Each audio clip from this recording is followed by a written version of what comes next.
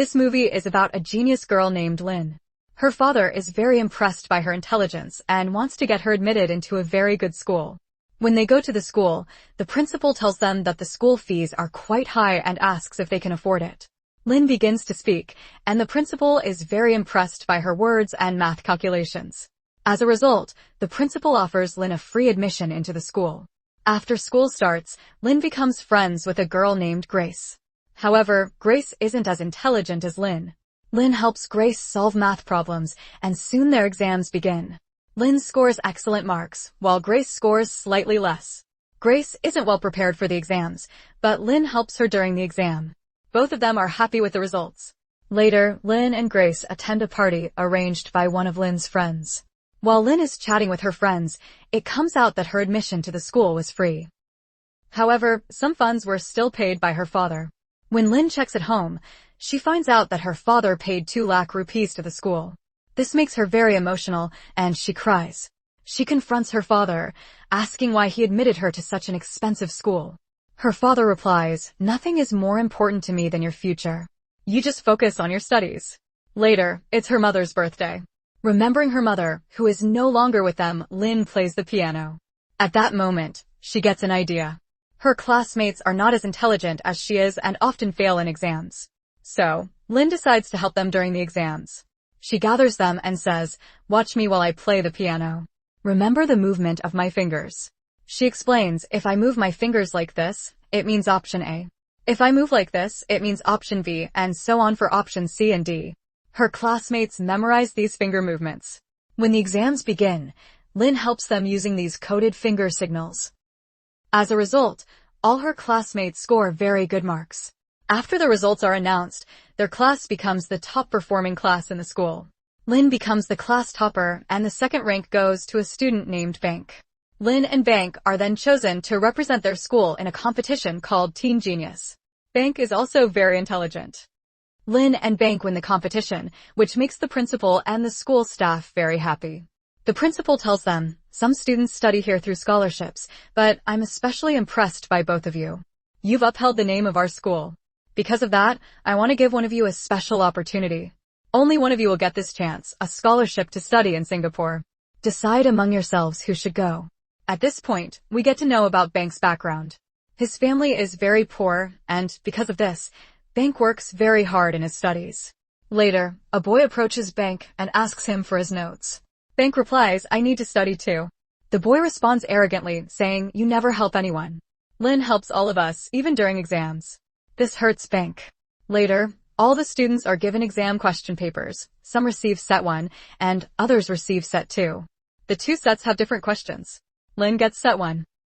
She signals to the class that she is set 1, so only those who also have set 1 can receive her help. The others fail. During the exam, Bank notices that Lynn is helping students cheat. He immediately informs the invigilator.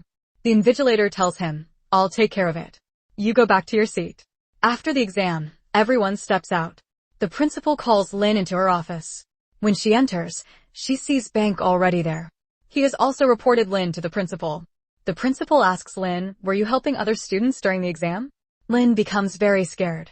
The principal then calls Lynn's father and asks him to come to the school. When he arrives, she says, "Your daughter has been cheating and helping others cheat. Why did you admit such a student into our school?" Hearing this, Lynn can't bear it. She tells the principal, "Say whatever you want to me, but don't speak like that about my father." This makes the principal furious. She says, "Because of your misbehavior, we are not sending you to Singapore." Lynn replies, "Fine, don't send me," and walks out. After going home, her father scolds her harshly. Later, Lynn receives a call from her friend, inviting her to come to a hotel. In the next scene, Lynn's friend tells her, "I need your help. My friend's father is here with us." Then the boy's father talks to Lynn and says, "My son needs to pass an important exam. Please help him pass." Actually, both the boy and Lynn's friend are supposed to take an international exam. They know they can't pass it on their own, so they approach Lynn for help. They offer her 6 lakhs in exchange for her assistance during the exam. But Lynn refuses. She still feels humiliated from her previous experience and doesn't want to repeat the same mistake. She politely says sorry and leaves the hotel. As she walks out, she notices a display of clocks showing the current times in different countries. That's when an idea strikes her. The international exam her friend and the boy are going to write is held at the same global time, but because of time zone differences, the actual local time varies from country to country. That means, in the countries where the exam starts earlier, students can see the full question paper and the answers. Since the question paper is the same everywhere, those answers can be sent to others writing the exam later in different countries. Excited, Lynn returns to her friend and shares the idea. They all decide to involve Bank too. Lynn tells them, I'll go to Australia and take the exam first. I'll memorize the questions and answers and then send them to you. That way, you'll have time to prepare before your exam. The two of them are thrilled and say it's a perfect idea.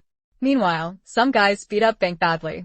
Still, the group continues planning how to cheat in the international exam.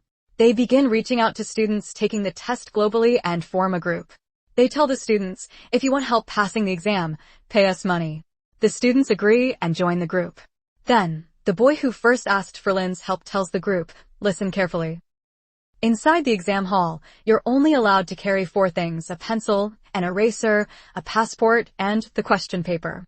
Now comes their unique method of cheating. Lynn and Bank, who will go to Australia and take the exam early, will memorize the questions and correct answers. But they can't directly send messages to everyone. So, they come up with a new plan. They decide to print the answers as barcodes on pencils. In these barcodes, the thickest line indicates option A. A slightly thinner line indicates option B. A thinner one indicates option C. The thinnest line indicates option D.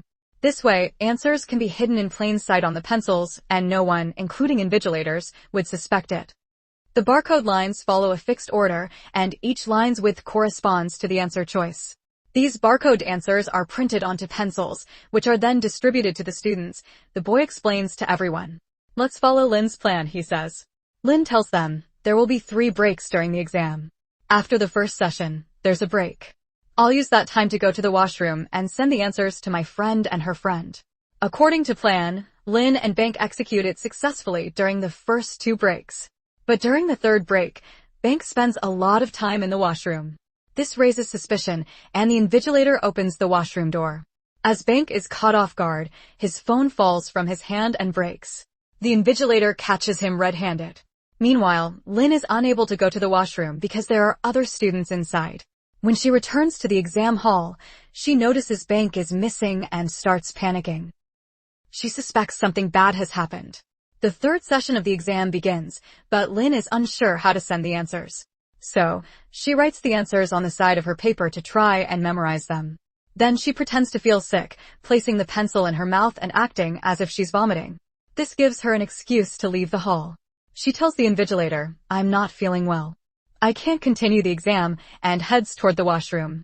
But the invigilator, who is Australian, since Lynn and Bank are in Australia, follows her.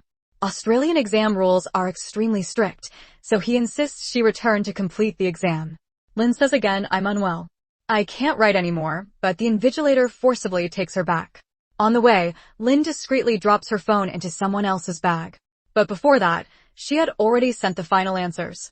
When she returns, she sees Bank sitting quietly. Soon, the staff members begin connecting the dots and realize both Lynn and Bank are students from the same school. This raises their suspicion. The staff then calls in Lynn for questioning. But before that, Bank takes the blame upon himself and tells them Lynn has nothing to do with it. After that, Lynn returns to her home country, Thailand. Her friends welcome her, but Lynn looks extremely worried. She meets her father, hugs him tightly, and breaks down in tears, clearly stressed and anxious about what happened to Bank. Days later, Lynn visits Bank's home. There, she sees a sports bike and many expensive items. She's confused by what she's seeing. And then, she sees Bank. Then Bank says to Lynn, don't worry, I'm back. He tells her, I bought all these things with the money I made there.